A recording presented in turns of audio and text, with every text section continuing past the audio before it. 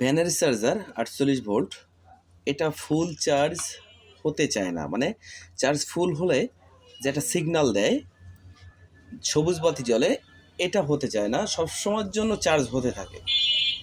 তো এটা কি সমস্যা, কোথা থেকে হয়, সম্পূর্ণ বিস্তারিত বলবো।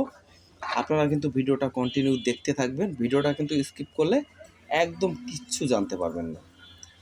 তো বন্ধুরা, যারা নতুন আছেন চ্যানেলে, তারা কিন্তু অবশ্যই চ্যানেলটা সাবস্ক্রাইব করে যদি ভালো লাগে পাশে থাকবেন।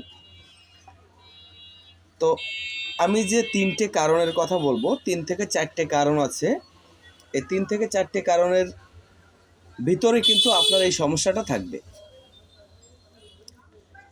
তো দেখেন, এটা একটা 48 ভোল্টের চার্জারের একটা সার্কিট। তো এখানে স্টেপ বাই স্টেপ আমি আপনাকে দেখাচ্ছি।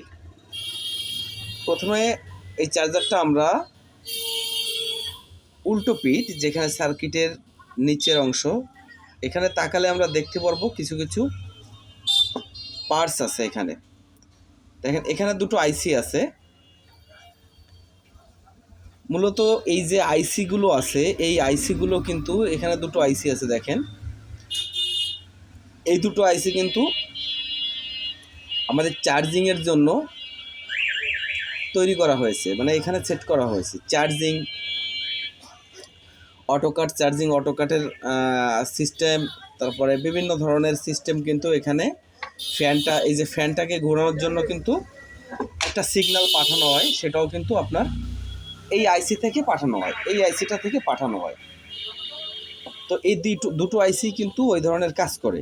তো এই আইসি যদি সমস্যা হয়, সেক্ষেত্রে কিন্তু আপনার অটো চার্জ হতে থাকবে, ফুল কাট হবে না। কিন্তু এর বাইরেও অনেক সমস্যা আছে, সেটা আমি পরে বলছি।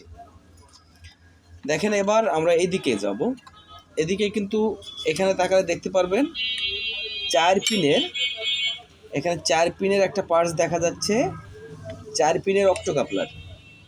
তো এই অক্টো কাপলার যদি কখনো শর্ট হয়ে যায়, কিংবা যে কোনো কারণে যদি যে কোনো ত্রুটি থাকে, তাহলে কিন্তু ফুল কাট, ফুল চার্জিং এগুলো কিন্তু শো করবে না, বিভিন্ন সিমটম দেখা যাবে।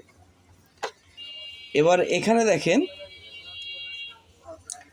এখানে একটা ট্রানজিস্টর আছে, ছোট একটা ট্রানজিস্টর, 431, এটার নাম্বার YW। তো এই যে ট্রানজিস্টরটা আছে, এই ট্রানজিস্টরটা যদি কখনো শর্ট হয়ে যায় নিজে, তাহলে কিন্তু আপনার ফুল কাট চার্জিংয়ের এটাকে বাধা সৃষ্টি করতে পারে। যখন শর্ট হয়ে যাবে তখন কিন্তু বাধা সৃষ্টি করবে।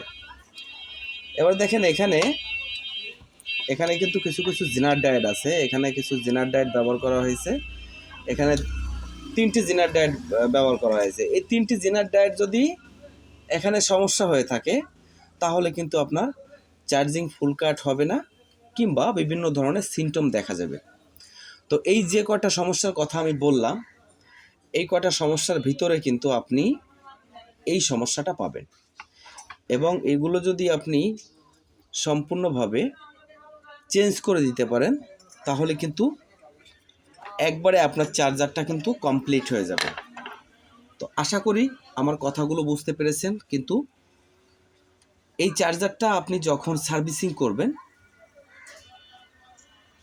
যখন দেখবেন এই পাওয়ার সাপ্লাইটা, এদিকে দেখেন এই পাওয়ার সাপ্লাইটা পুড়ে গেছে, তখন কিন্তু এই যে ছোট ছোট পাওয়ার সাপ্লাইয়ের এর ভিতরে দেখেন ছোট ছোট কম্পোনেন্ট আছে, ক্যাপাসিটার আছে, রেজিস্ট্যান্স আছে, পিএফ আছে। এইগুলো কিন্তু আপনি বাইরে থেকে কিনতে পারবেন না। আর এইগুলো যদি আপনি ম্যানুয়ালেই সেট করতে যান, তাহলে আপনি কিন্তু যদি বেসিক মানে নতুন টেকনিশিয়ান হয়ে থাকেন, তাহলে কিন্তু এগুলো আপনার বেরো করার জন্য ডাটা শিট দরকার, না হলে কিন্তু আপনি বেরো করতে পারবেন না। তো পাওয়ারের হিসাবটা পরে, আপনাকে যে হিসাবটা বললাম, এটা আপনি নিয়ে কাজ করতে গেলে এই সাইডে আপনাকে এই জিনিসটা ফলো করতে হবে। আশা করি বুঝতে পেরেছেন। ভিডিওটা ভালো লাগলে পাশে থাকবেন। ধন্যবাদ সবাইকে।